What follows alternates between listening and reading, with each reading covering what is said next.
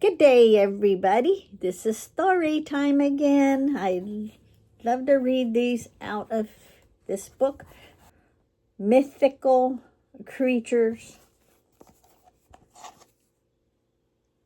All kinds of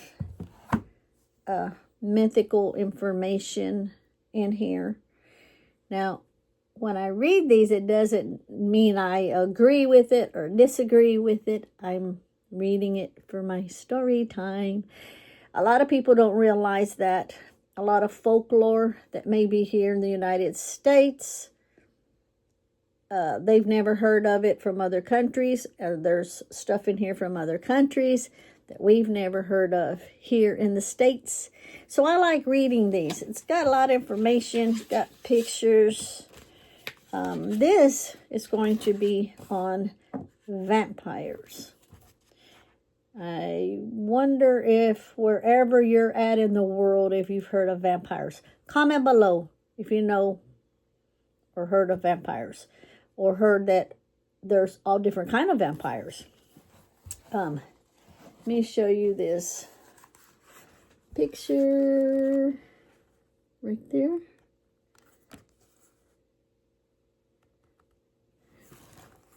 So let's see. We'll go over the different kind. And so I'll just be reading directly out of the book. I got to hold it to the side because my light is actually that direction. Hopefully I won't need the magnifying glass. Okay. So this is to cover different vampires all around the world. Vampires are, now there's a certain word that is in here that starts with a K. YouTube don't like you to use it, so I'm going to use the word coal. It means the same thing. So when you hear me say coal, then you know what it is, okay? All right.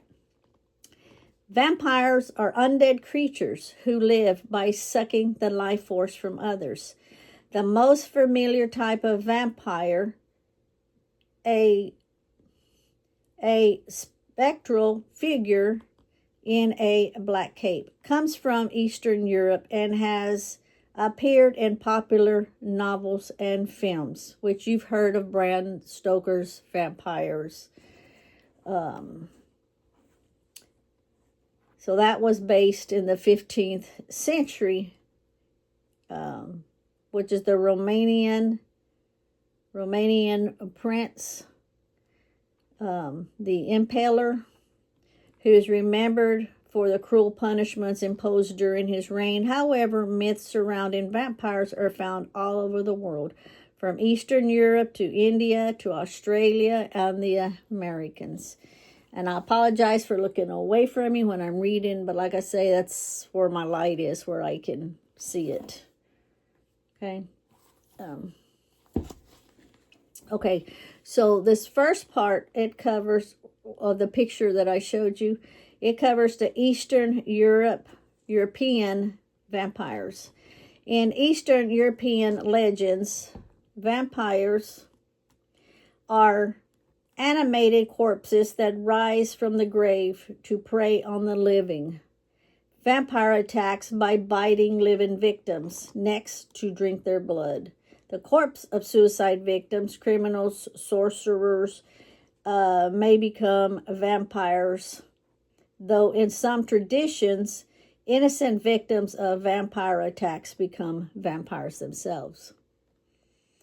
Babies, which this little section here I didn't know. Babies born with teeth, a lot of hair, or a missing finger or toe are also likely to become vampires.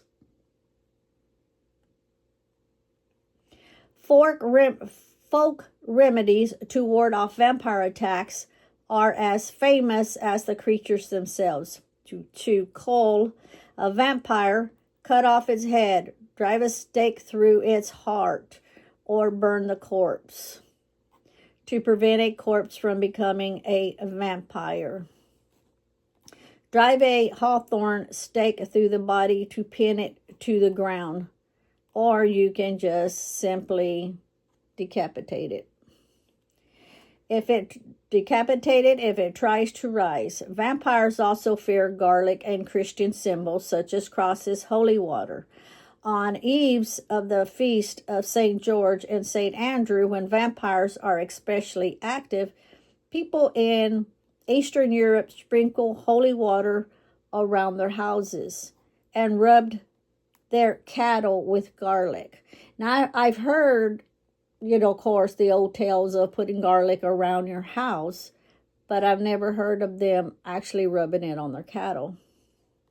In the early 18th century, a vampire panic gripped East Prussia, Prussia, Persia, and Austria-Hungary. A Serbian farmer, for instance, who was believed to have become a vampire, was blamed for a number of rural deaths. The government investigated and laws were passed to prohibit the opening of graves to desecrate of bodies. Let me show you this next picture right here. That picture. There's a lot to look at there. You probably just need to take a picture of it and check it out. Hey, Carrie. Carrie's got a message going past. Vampires around the world. Now, legends about vampires are among the most persistent and widespread folk beliefs and can be found in cultures the world over. The constant theme running through most of the myths is the idea of undead or spirit creatures consuming the life force, flesh, or blood of the body. Flesh or blood. Now, the next little section is going to be Greek vampires. Vampires are believed to be the spirit of deceased people who has not been properly mourned or whose body has not been given the proper rites. The spirit might linger around the corpse and reanimate it. Reanimate. As recently as the early 20th century, corpses were exhumed and examined after their years to make sure the body was decayed. If the corpse was stiff and swollen like a drum, the person who believed to have become a vampire. That's the one I never heard.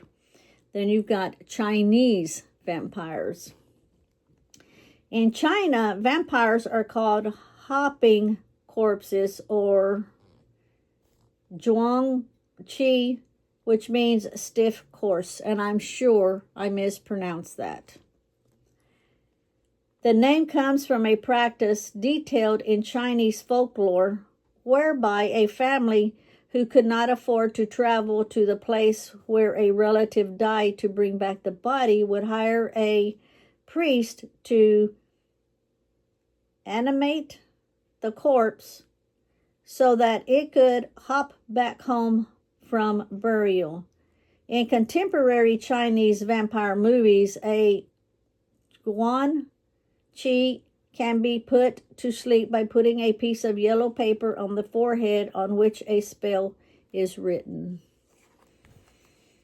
So I didn't know all this on all these other ones.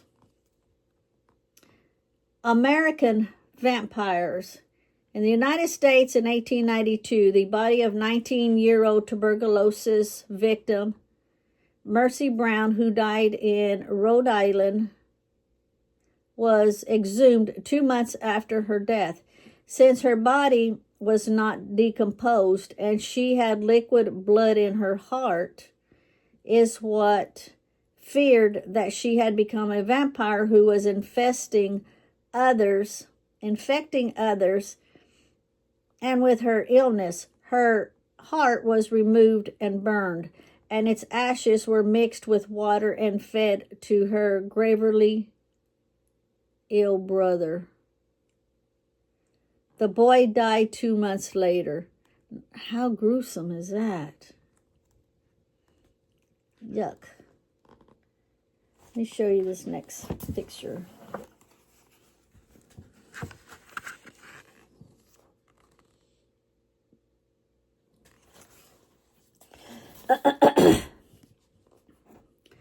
Presidential vampires.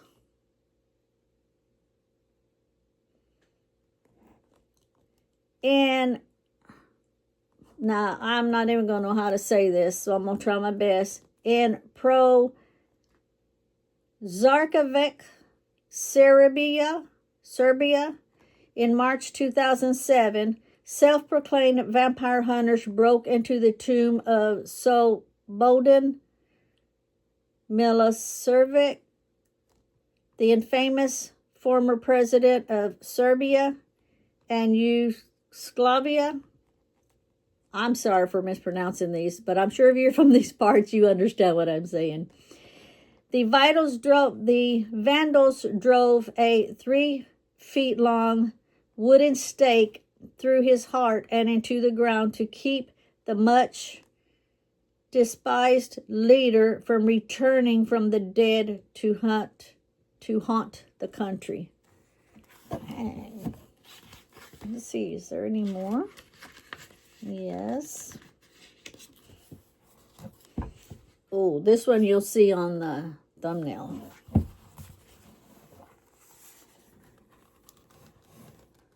See if I can get in the light. Look at the face.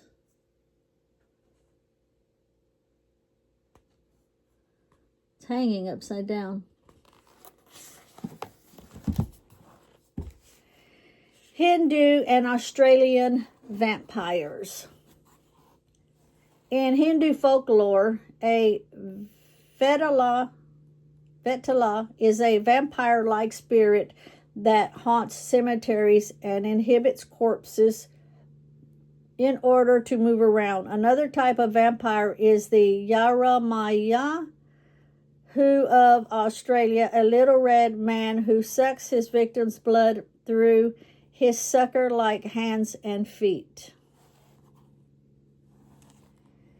Then it goes to say, Vetala, since this hostile spirit lacks a body, it animates the dead in order to attack the living. Vetalas are said to cause madness and miscarriages and to cull children because they live in the realm between life and death. They can see the past, present, and future, and for the reason magicians try to enslave them. Ordinary people can ward off their attacks by chanting prayers and mantras. An ancient sorcerer, according to legend, asked King Vikramaditya to capture one that lived in a tree and stood near the kingdom's cremation grounds. To succeed, the king had to remain silent. But every time he captured one, the creature told the king a magical story ending in a question. No matter how hard he tried to keep quiet, the king was compelled to answer the question. When the king spoke, it escaped and returned to his tree. Then we've got the Australian Yaramahahu.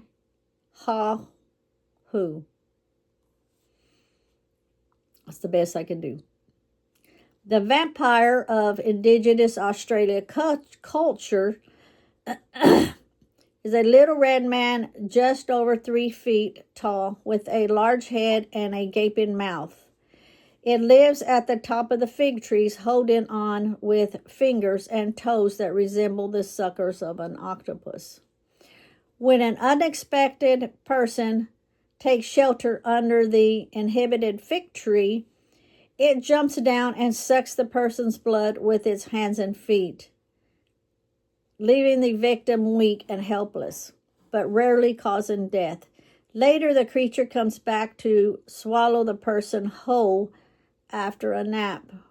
It regurgitates the undigested part of its meal. The consumed person is still alive. Holy crap. Though a little shorter than before. I didn't mean to laugh. It is a story. After they have been eaten.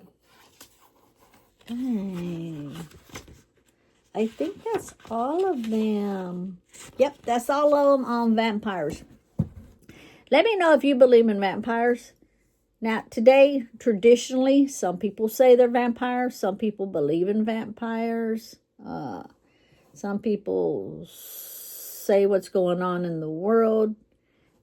Alien stuff or can be vampires because of the whole blood situation going on. Okay, so I'll stop there. I don't want to get kicked off of YouTube.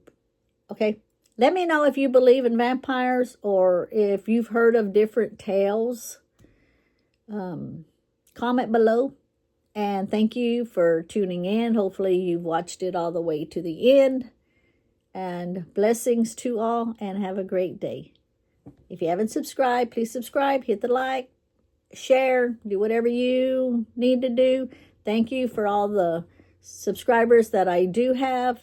And everyone is appreciated. Blessings. Bye.